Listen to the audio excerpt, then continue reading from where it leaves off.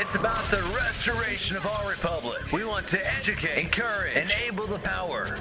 We stand for integrity, honesty, self-reliance, self-defense, and most importantly, no compromise on our foundational principles. This is America's Voice Now.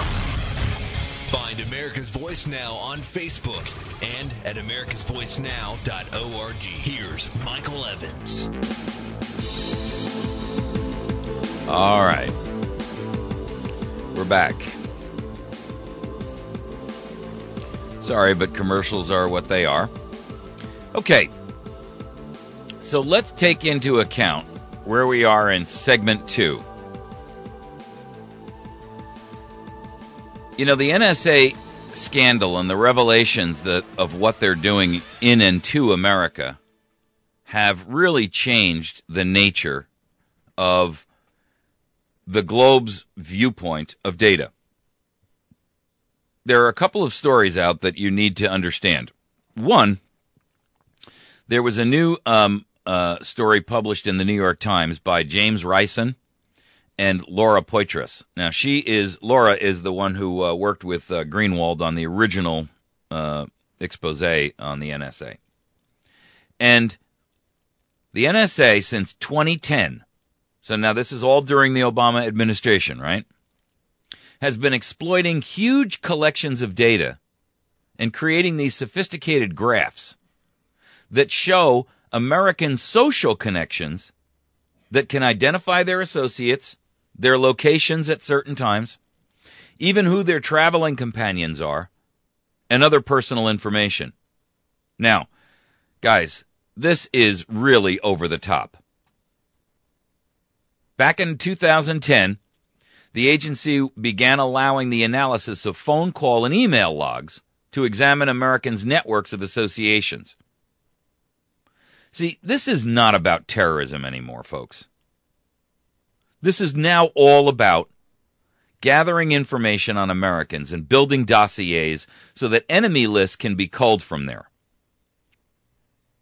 This policy shift, according to the NSA, was intended, quote, to discover and track, bingo, connections between intelligence targets overseas and people in the United States. Okay, so then if that's the case, and by the way, we keep hearing that same lie from you, but the truth is we now know that it doesn't have much of anything to do with whether you talk to somebody overseas or not.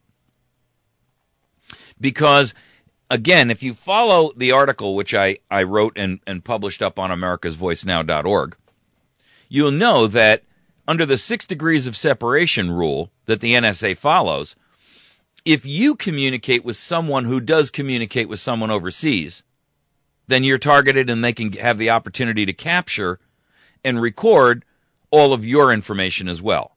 So if you communicate with someone who communicates with someone who communicates with someone who communicates with someone who communicates with someone who has communicated with someone internationally, you're covered. Do you understand the implications? So under 6 degrees of separation, everyone can be connected to everyone else. That's the argument. And that's the theory. And it works. It's a legitimate, scientifically proved principle that within 6 degrees you can pretty much get everybody. This policy that the NSA is doing is, in many cases, not even approved by the court. In other words, they haven't even asked the court for an approval regarding this. And in those areas where they have asked, the agency was authorized to conduct, quote, large-scale graph analysis on very large sets of communication metadata without having to check foreignness. Aha! There you go. So, they don't even have to check on foreignness, and they're allowed to collect large-scale graph analysis on vast sets of communication metadata without having to check on whether it's foreign, on every email address, every phone number, or other identifier. So there you go, ladies and gentlemen. There is the proof, positive, that what they are doing is spying on American citizens, building, developing, and creating vast graphical documents and graph analyses that essentially give them a Facebook-like capability. So by literally clicking on you, they can then pull up everything that they need to know about who you communicate with, who you interact with, and what your your responses and your location information, property records, tax data, insurance information, Facebook profiles, banking codes. You get it? It says here that the agency can augment the communications data with material that they pull from public, commercial, and other sources, including banking codes, insurance information, Facebook profiles, passenger manifests, voter registration rolls, and GPS location information, property records, unspecified tax data. Wow. I mean, look, folks, with this information, there is nothing that they cannot talk to you, that they cannot pinpoint that you have either done, where you've been, who you've been with, how you got there, what kind of taxes you pay because of the property that you own. In other words, they have a record of everything. When you re-register your vehicle, they know what vehicles you own. They know what kind of banking you do, at what banks and how much and where and when and what you deposit and when you deposit it. They know that your property, what kind of property insurance you have. Therefore, they know what kind of automobiles and homes you own. They can catalog and tie to it your Facebook profile, which includes everyone that you have ever communicated with on Facebook. Passenger manifests from bus routes and airports and train manifesting. Voter registration rolls. So if you're a registered voter, that's into the database and part of you, and then everyone that you connect with, they can tie all of this together. Unspecified tax data, GPS location information, property records. So any property that you own is also tossed into the mix. This is amazing to me. They don't indicate any restrictions on the use of this, quote, enrichment data. And several senior, although former, Obama administration officials have said that the agency drew on this information for both Americans and foreigners. Now, the NSA officially will not tell us how many Americans have been caught up and involved in this massive NSA book. And so therefore, we don't know how many people are actually guilty of doing something or how many were just innocent people who have been involved because they were tied to someone else who was tied to someone else who was tied to someone else who was tied to someone else. They don't tell us what the results of this scrutiny is. They don't tell us the phone numbers that they're linking or the emails in what they call the contact chain, tied directly or indirectly to a person or an organization. Here's the problem, ladies and gentlemen. The use of this private information cannot work in any way, shape, or form to your advantage. There is no way that these types of databases will actually do anything positive for you. No one should have this robust a database on American citizens. No one. It's inexcusable.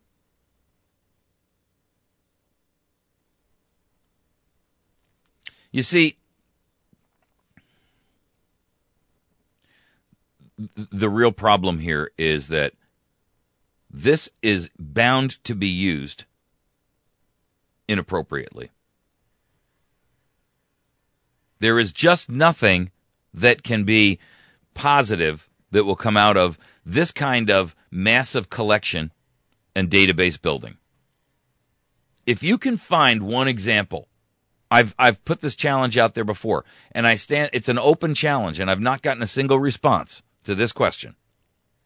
If you can give me one benefit that will inure or is incurred to your benefit as a result of this type of information and intelligence gathering and a database and a dossier being built on you, I would like to hear your reasoning why. What is that benefit that you will gain as a result of the government having this type of information on you? And all I'm asking for, you don't even have to give me a whole lot of justification for it, just a one-line bullet. I've put this challenge out there on the radio every time we've talked about this, and I have not gotten a single answer. And I guarantee you, I won't get a single answer.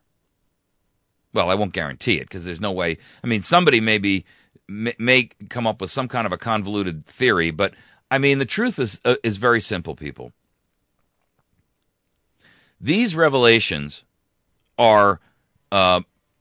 should be all the flags that we need to recognize that this is a government that is hell-bent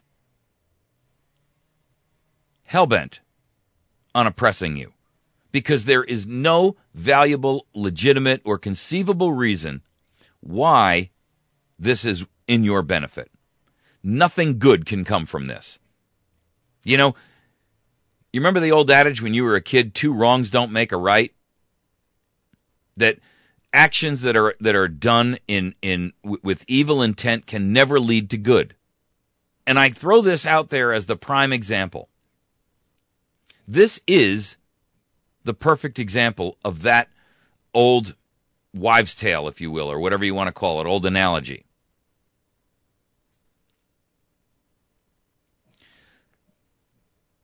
This stuff is documented. The phones, the email logs, your Facebook connections, your Google Plus connections. They allow these analysts to identify you and your friends and your associates, where you are at certain times. They develop and give them information about your religious and your political affiliations. They pick up all kinds of sensitive information. Have you called a doctor? Have you called a psychologist? Have you been to a marriage counselor? Are you starting to smell the implications here? Have you ever visited a mental health professional? Have you ever had a discussion on a phone with a mental health professional? Have you ever sent a text or a message or an email to someone outside of your marriage? You understand the implications here?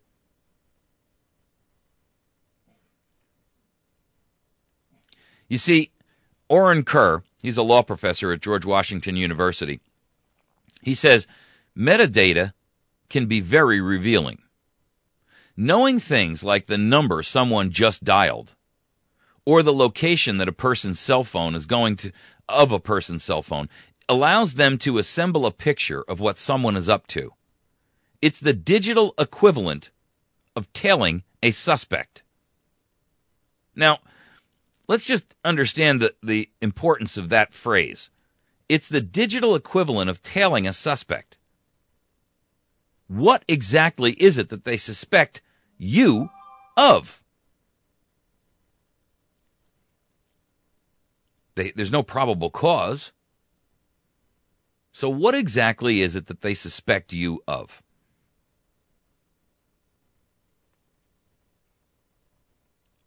The real challenge here, people, is that they don't suspect you of anything. They're building these dossiers so that as, when, and if they have a need for this information, because your head rises above the other sheep to question what's going on, they have a means and a method to be able to identify you immediately. The NSA documentation shows that one of the main tools they use for chaining phone numbers and email addresses is codenamed Mainway. It's a repository into which vast amounts of data flow daily from the agency's fiber optic cables, their corporate partners, and foreign computer networks that have been hacked. Hacked! Why is the United States of America hacking into foreign governments' networks? Is that not the same thing that we accuse Iran of doing, China of doing? How do you justify that? Why is America willing to accept that? We would not expect and allow that to occur to us. And so why would we be willing to allow our government to do it to someone else?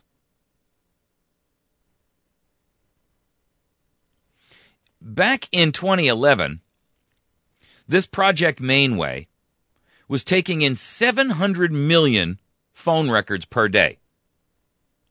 In August of 2011, they bounced that up and started receiving an additional, listen to this, 1.1 billion cell phone records from an unnamed American service provider.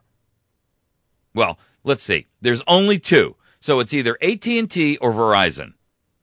Yes, there's plenty more, but nobody who's got 1.1 billion phone call records every day. It's either got to be AT&T or Verizon.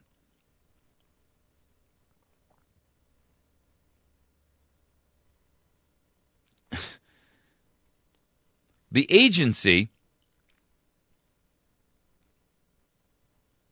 is taking in this vast amount of data. The volume, according to this article, is reflected in the agency's secret 2013 budget request to Congress, which, by the way, all the black budgets combined together are $57 billion. $57 billion. That's the black part of the budget. That's not the open, scrutinized part of the budget. According to Mr. Snowden, the agency is, quote, pouring money and manpower into creating a metadata repository capable of taking in 20 billion record events daily, and that the analysts within the NSA will have access to them within a 60-minute window. This supports the Enterprise Knowledge System, $395 million multi-year budget, and is designed to rapidly discover and correlate complex relationships and patterns across diverse data sources on a massive scale. So basically what that means is they can throw your name into there and suddenly records start popping up all over. Oh, well, yeah, he communicated with this person on this date. He's got these Facebook profiles. He's got this Google Plus profile. Here's his internet searches. All they got to do is basically toss your name into the mix and boom, all of this data comes up. Oh, here's his here's his real property ownership, and we can tell that because of the tax records. Here's his medical history. Here's his mental health records. Here is his military record. Here's his employment history. Are you kidding me?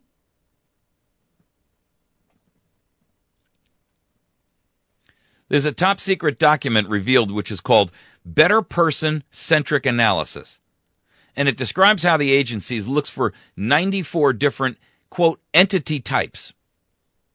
These are phone numbers, email addresses, IP addresses. And then it correlates another 164 relational types, like social networks and what the agency calls the community of interest profiles, using queries like, this is what the analyst types in: travels with, has father, sent forum message, employs. So they can pull your record up and do a query, travels with, and they can get a record of everybody that you've traveled with because your phone is a GPS tracking device. Don't you get it?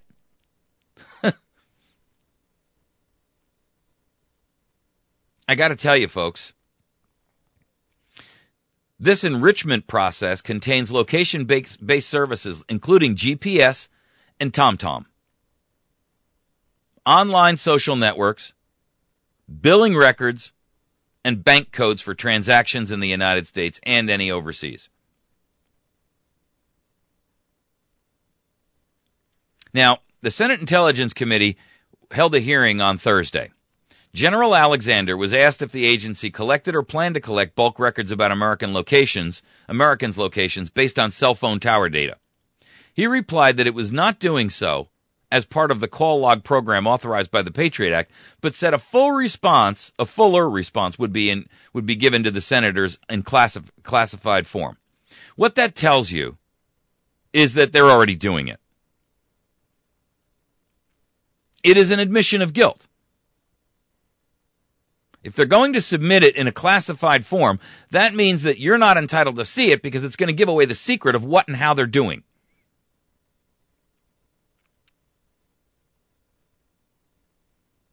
Now, here's the rub on this.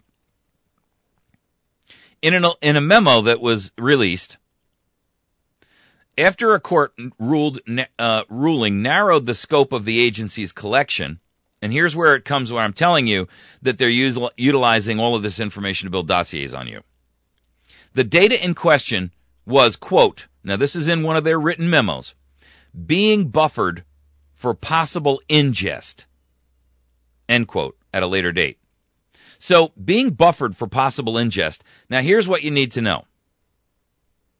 There was an internal briefing paper by the NSA's Office of Legal Counsel that showed that the agency is allowed to collect and retain raw traffic that includes both the metadata and the content. So, in other words, it's not just the metadata about your phone calls. It's also the content of the recorded phone call, right? About, listen, U.S. persons, not foreigners now, for up to 5 years online and for an additional 10 years offline for historical search. There it is. That's the bomb, ladies and gentlemen. That's the atomic blast that tells us the truth.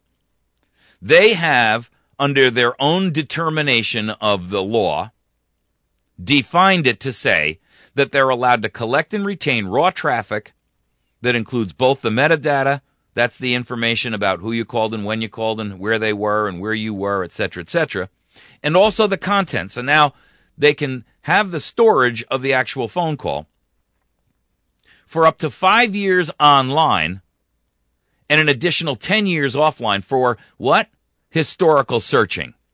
So today, if they're barred by law from listening to the conversation, they still have it. They just have to get permission later on to crack it open. And they got up to 10 years to do it. At the current pace that we're moving, I got to ask you, ladies and gentlemen, do you really believe we have 10 years?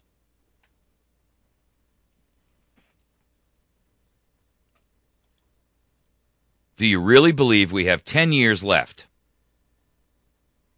in this current situation? If you do, you've got a lot more faith than I do. If you believe we have 10 years left, or even 5 years left, you have a lot more faith in this system than I do. What's happening is these dossiers are being built. Not all the data is necessarily readable and acceptable and accessible right now to them, but it's still being stored. And when you come up for suspicion, that's all the reason they need to say, okay, now we have a reason. We can crack open everything. It's all sitting there stored. They haven't necessarily listened to it yet, but they will. When the time is right, when they've got an excuse, or when they have appealed to the courts to give them even greater capabilities. Now, the fallout from this is tragic enough domestically here. But where I'm going to go now and talk to you about now is the implications of what's happening as nation states are separating themselves from American companies and American networks and are building national intranets to protect their data because we've been caught with our hand in our friends, our allies' cookie jar.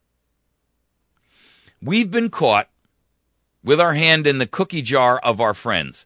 It's like you being caught robbing your best friend's house who lives next door to you. And he walks in and he says, "Bob, what are you doing here? Why do you have all my wife's jewelry in your hand? Why do you have all the cash out of our safe where you knew the combination to it? I trusted you." Get it? Now, here's what's happening. Foreign countries in the droves, even our friends and our allies, not to mention our enemies, are separating themselves and what's called balkanizing the internet. Now, the internet, up until now, has been this wide open, connection of interconnected networks and systems so that you can have free-form flow of information. But apparently, the NSA and the United States government have seen fit to essentially capture that information and store it without anyone's knowledge for their own nefarious purposes. And there's no other word to describe it other than nefarious, other than pure evil. Because this cannot have a positive value to you or them or anyone. This only helps a tyrant in their quest for power and control. That's the only thing this data can be used for. And so what's happening is companies are actually setting up, Germany is a perfect example. They've set up their own email providing system that they are selling now as a secure email inbox for Germans. You understand the implications of this? When you balkanize the internet, Brazil is outraged. We were not only listening to their conversations, we actually hacked into the president's email account. Yup. The president of Brazil. We hacked into her email account and her phone records and took it all. And so they want to build a separation and a blockage, a firewall around Brazil. Now, what that means is that the free flow of information has been eliminated. Because if Brazil does that, and Germany does it, and Italy does it, and France does it, and Spain does it, and China does it, which they've already done, and many other companies do it, or countries, excuse me, then for all intents and purposes, the days of free flow of information over the internet are over.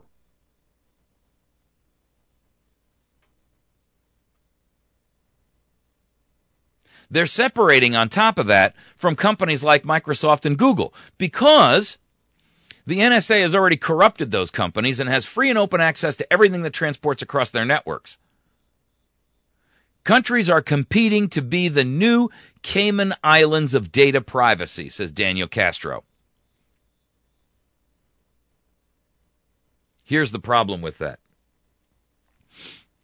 This data cannot circulate properly if you build all these little compartmentalized nation states.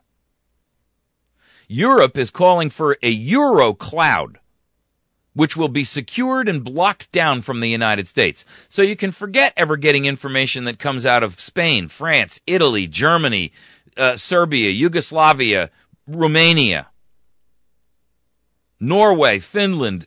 It's all gone. England. And here's the real rub, and I'm going to close with this. As of right now, the cost that has already been associated with this is $35 billion in lost revenue for American companies. And this hasn't even begun to grow. These nations are building their own security, and they're building firewalls that are dumping like Amazon. And Amazon, you think of Amazon as an online sales place like eBay. Let me tell you, Amazon's real money comes from cloud-based storage and data pipe. That's what Amazon really, that's their real product. The store stuff is just a kind of a handy benefit.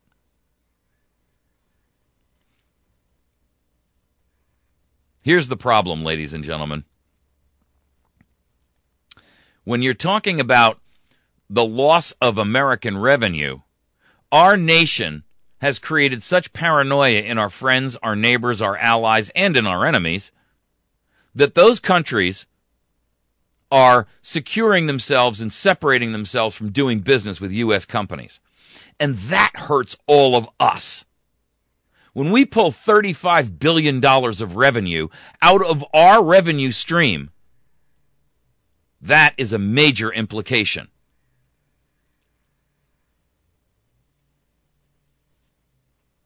$35 billion in annual revenue from Silicon Valley. All of it lost to overseas businesses. So now we haven't just outsourced all of our manufacturing, all of our industrial.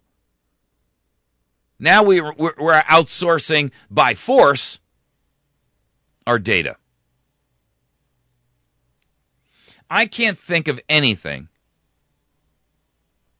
that this administration has not done which has willfully or inadvertently, in this case, done that has not caused physical, financial, societal, liberty-minded, or libertarian damage to the United States of America. Everything this administration touches damages our nation. Everything. Gun rights, health care. I mean, the list is endless, folks. When will the treason end? When will America say, we've had enough? You've been listening to America's Voice Now. Please join with us every day. We're going to be making some changes to America's Voice over the course of the next week or so. Stick with us. I'll have some announcements for you probably tomorrow or later this week.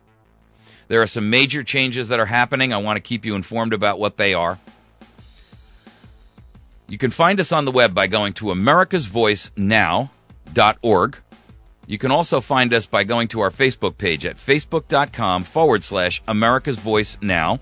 And then you can also find our YouTube channel where we post this and every other show that we do directly up there right after the show at youtube.com/America's Voice Now. I thank you for joining with us this morning. I thank you for being with us. I appreciate your input and your concerns. Thank all of you folks who are registering, working with us. We'll see you tomorrow morning, bright and early. Have a great day.